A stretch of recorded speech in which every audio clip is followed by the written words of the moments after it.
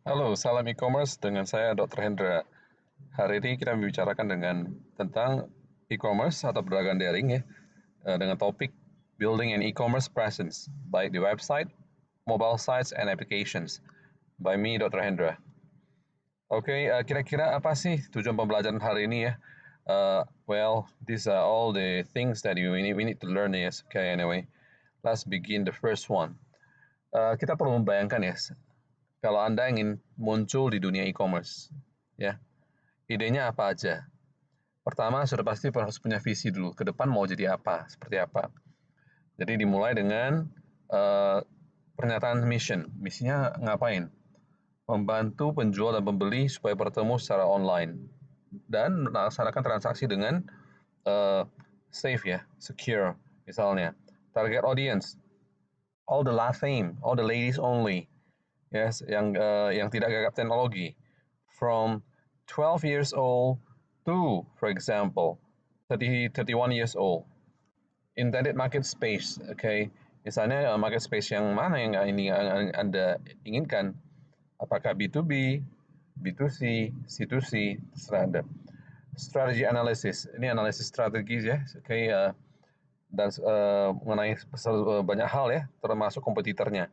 Marketing metrics ya, lalu development timeline-nya, tanggal-tanggal tertentu mau buka apa dan sebagainya. Dan juga anggarannya, kira-kira anggaran awal. Kalau mau bicarakan mengenai kemunculan Anda di dunia e-commerce atau brand daring, Anda harus tahu dulu dari mana modalnya. Nah, bisnis modelnya seperti apa dan juga model penghasilannya seperti apa. Siapa target audiensnya dan di mana mereka, harus tahu ya. Dijelaskan dari demografisnya, gaya hidup mereka, dan juga pola konsumsi mereka. Lalu di mana hal-hal yang menyenangkan tersebut ada. Jadi Anda perlu mengkarakteristikkan marketplace tersebut di mana, ya. Apakah dalam segi ukuran, pertumbuhannya seperti apa, demografis dan juga strukturnya. Nah, eh, lalu konten-konten apa yang mau diposting itu dari mana asalnya? Nah, itu perlunya branding itu perlu ya, bahwasanya mereka ingin pelanggannya berpikir seperti apa. Penting banget. Lalu mengenal diri sendiri ya dengan memakai strength, weakness, opportunity, threat analysis. Analisis kekuatan, kelemahan, kesempatan, dan ancaman. Lalu kita perlu mengembangkan sebuah peta juga kehadiran e-commerce. Siapa aja pemainnya, market leader, market challenger siapa aja yang sudah ada, ya.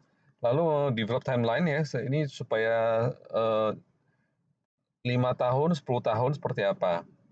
Dan berapa biayanya ya? Biasanya website yang sederhana itu harganya itu biayanya modal awalnya 5 sampai maksimal 5.000 US dollar, kira-kira 75 juta. Kalau small startup bisnis rintisan, kira-kira 25.000 US dollar sampai 50 US dollar ya. Ini lebih kurangnya ya, bisa dikatakan uh, kira-kira ya hampir 500 juta sampai 750 juta. Lalu perusahaan-perusahaan yang corporate ya besar itu lebih dari 100.000 US dollar atau setara dengan 1 miliar ke atas lah ya. Nah, pada saat bicarakan mengenai strength, ini ada yang perlu dibicarakan apa aja. Apakah situs yang sudah ada belum menyentuh ya, belum menyentuh kebutuhan pasar? Adakah pendekatan-pendekatan yang unik, yang beda dengan lain? Navigasi yang mudah, ya, cara surfing, browsing yang mudah. Lalu personalisasinya lebih bagus nggak? Customer base-nya terus-menerus ada nggak ya? Terus growing nggak ya? Segmen-segmennya pasarnya apakah nilainya tinggi? Dan strategi sosial sosial yang bagus ya, strength-nya. Weakness-nya itu adalah kelemahannya. Biasanya keterbatasan keuangan ya. Lalu pengalaman yang sebelumnya belum ada. Lalu belum ada user base yang sebelum-sebelumnya. Lalu belum ada atensi atau perhatian dari media-media ya, karena belum terkenal. Lalu juga expertise-nya ya dalam web design belum ada. Lalu belum ada computer background. Lalu kesempatannya apa? Ada kemampuan untuk menyentuh ya pasar yang besar dengan kebutuhan yang memang belum terpenuhi. Jadi kita akan penuhi memberikan solusi. Ada juga potensi-potensi untuk menangkap ya pangsa pasar ya yang masih terbuka lebar ya.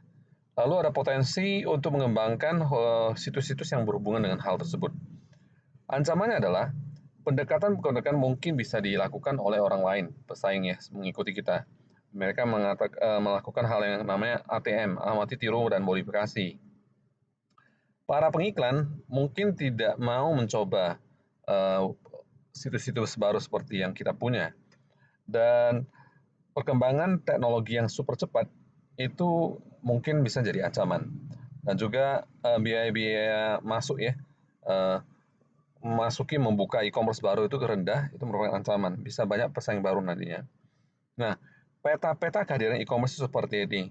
Mau hadir di e-commerce, Anda harus kenali, identifikasi. Mau hadir di mana? Apakah di website atau application? Ya, apakah di sosial media, email, maupun offline media? Ini harus ditentukan ya e-commerce Anda. Atau mau yang kedua-duanya atau seluruhnya. Atau hanya fokus pada 1, 2, 3 aja. Terserah Anda. Kalau melalui website application, platformnya ada 3. Ada yang tradisional, ada yang mobile, ada yang tablet, ya. Jadi berbeda-beda. Activity dari website itu seperti apa? Activity dari website atau application sudah pasti untuk memudahkan pencarian orang search, untuk memudahkan display pameran, ya, untuk membantu mendapatkan tenaga sales tambahan, affiliates atau jejaring tambahan, mendapatkan pendanaan, ya, sponsorship. Ini semua hal nih mapnya. Kalau di dunia sosial media, platformnya lihat apakah Anda ingin Facebook kah, Twitter, Pinterest, Instagram, Telegram, blog, dan sebagainya.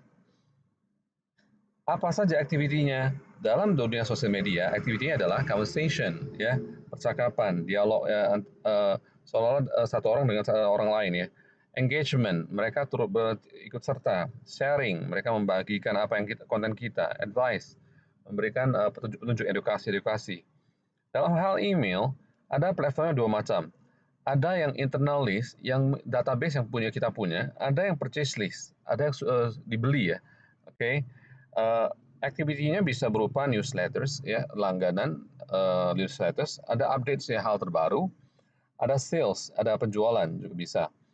Dari segi offline media, platformnya bisa bentuknya print, cetak, media cetak, atau TV and radio.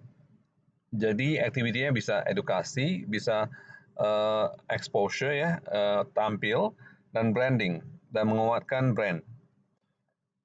Nah, sebuah pendekatan sistematik dari sebuah situs e-commerce ya, cara membangun seperti ini.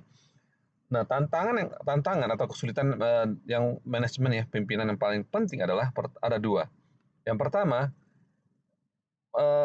perlu memahami tujuan bisnis itu ngapain, ya. Apakah profitnya seperti apa, ya, dan cara kembalian profitnya kepada shareholder seperti apa, harus tahu. Kedua itu adalah ketahui teknologi yang tepat ya untuk mencapai tujuan tersebut ya.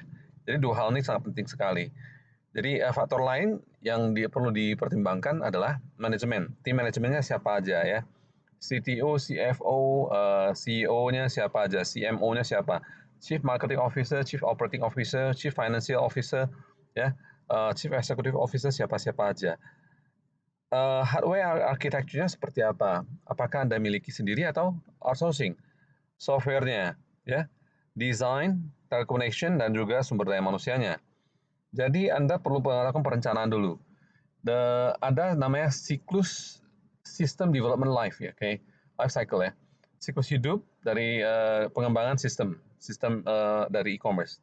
Jadi ada sebuah metodologi, ada cara untuk memahami tujuan bisnis dari sebuah sistem dan merancang solusi yang memang pantas di dalamnya. 5 caranya, ya.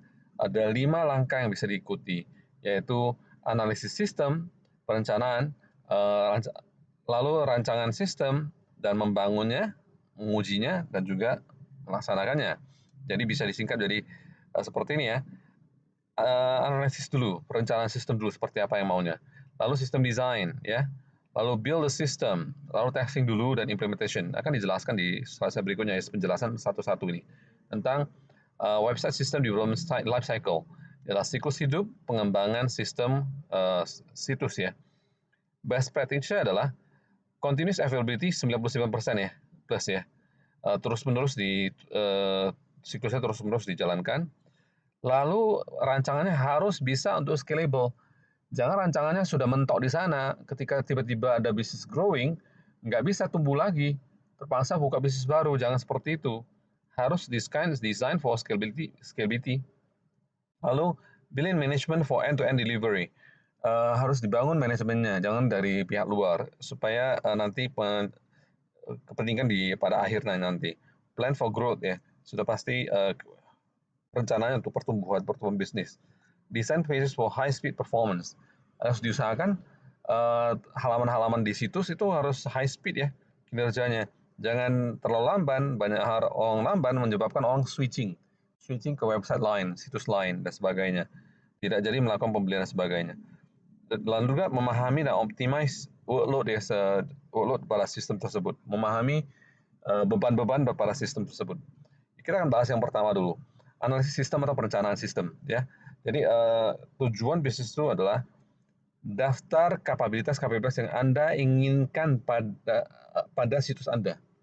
Situs ini bisa buat apa aja. Situs di e-commerce ini milik Anda ingin bisa apa aja. Anda harus listkan semuanya. Sistem functionalities, fungsi-fungsi sistemnya juga.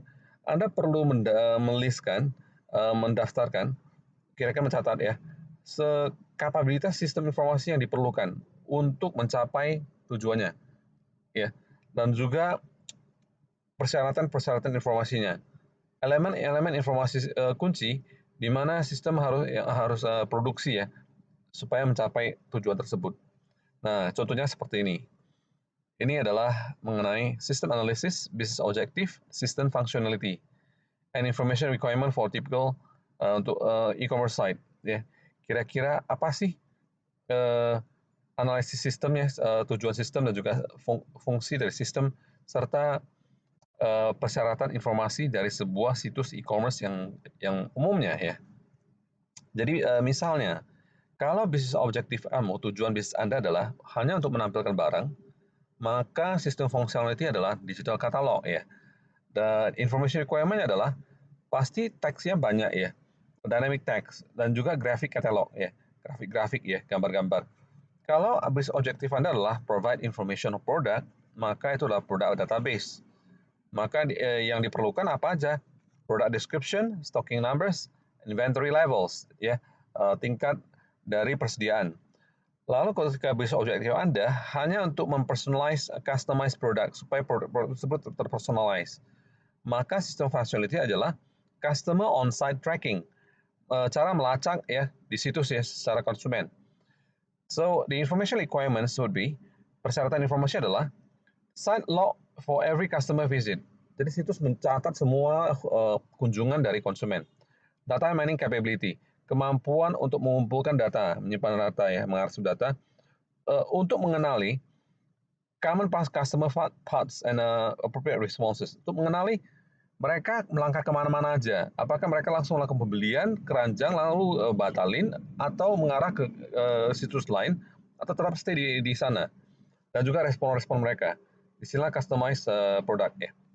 Kalau bisnis objektif Anda adalah engage customer in conversation, Anda ingin mereka cakap-cakap ya, maka sistem functionality hanya on-site blog, user forum. Information requirement-nya cuma software for blogging and community forum functionality. Jadi beda-beda ya semuanya. Kalau tujuan Anda adalah execute a transaction, untuk mengeksekusi sebuah transaksi, maka sistemnya adalah shopping cart payment system.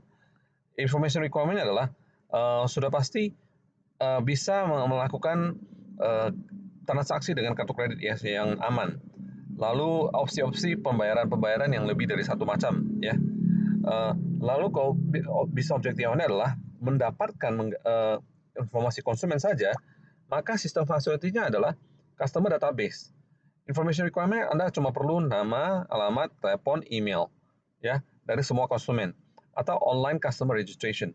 Begitulah kejelasan ringkas seperti itu. Lalu kalau bicara mengenai sistem desain, di langkah kedua, yaitu bicarakan mengenai uh, platform untuk hardware dan software Anda. So, system design specification ini adalah deskripsi dari komponen penting utama dari sebuah sistem e-commerce dan juga hubungannya satu sama lainnya. Jadi ada dua komponen dari rancangan sistem. Yang pertama adalah rancangan logis, yang kedua adalah rancangan fisik. Rancangan logis itu adalah diagram alir, data flow diagram, processing function, dan database. Kalau mengenai rancangan fisik, itu adalah uh, menjelaskan secara fisik, secara aktual tersebut hardware-nya seperti apa, komponen software seperti apa, modelnya dan sebagainya. Jadi bisa dikatakan ini adalah contoh logical design ya for simple website. Rancangan yang logis untuk sebuah website yang sederhana ya. Jadi website for customers ya HTTP request, okay, verify login, kalau accept atau reject visitors, display catalog pages ya. Mereka berdasarkan customer information, customer database, catalog database, lalu purchase the product berdasarkan order database, fulfill order, see the product, order receipt confirmation ya. Seperti itu. Kalau physical design for a simple website itu adalah seperti ini juga. Dari customer ke internet, melalui internet ke perusahaan website, perusahaan ya, e-commerce-nya, misalnya. Lalu ke internet lagi, lalu ke customer lagi ya. Di sini bisa memakai ya, ada beberapa fungsional yang bisa dipakai ya. Ada shopping cart, mail server, online catalog, ad server, e-commerce suite ya, dan juga Oracle database ya.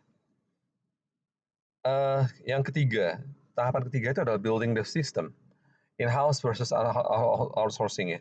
Anda boleh bangun sistemnya di dalam perusahaan Anda sendiri atau bangun pakai outsourcing orang lain, milik orang lain ya.